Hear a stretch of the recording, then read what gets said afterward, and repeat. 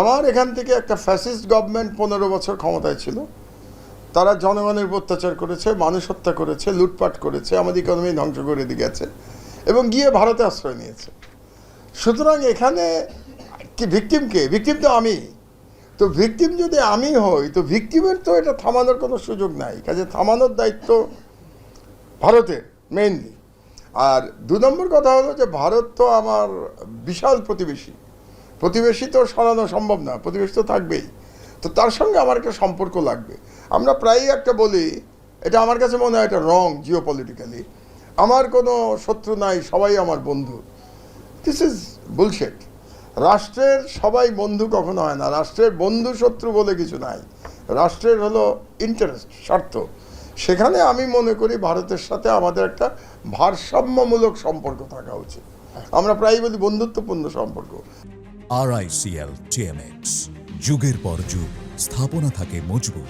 How do you define বন্ধুত্বপূর্ণ সম্পর্ক? ভারসাম্যমূলক সম্পর্ক। প্রত্যেকটা রাষ্ট্রের একটা ভারসাম্যমূলক সম্পর্ক, যেটাকে ইংরেজিতে আমরা বলি ব্যালেন্স অফ পাওয়ার। বাংলাদেশের মতো একটা দেশকে ব্যালেন্স অফ পাওয়ার করে তার পররাষ্ট্রনীতি নির্ধারণ করতে হবে। এবং আমি মনে করি যে বর্তমান যে সরকার, অনেক ক্ষেত্রে সরকার ব্যর্থ হয়েছে।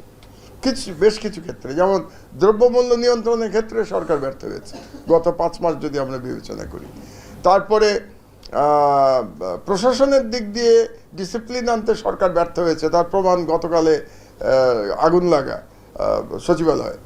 কিন্তু যেদিকে সরকার খুব কারেক্টলি ফেস করতে পেরেছে, এবং তার জন্য আমি সরকারকে ক্রেডিট দেব, ইন্ডিয়ান থ্রেট এই গভর্নমেন্ট গত 5 মাসে যেভাবে ফেস করেছে, আমার ধারণা অন্য কোনো পলিটিক্যাল গভর্নমেন্ট হলে এটা পারত না।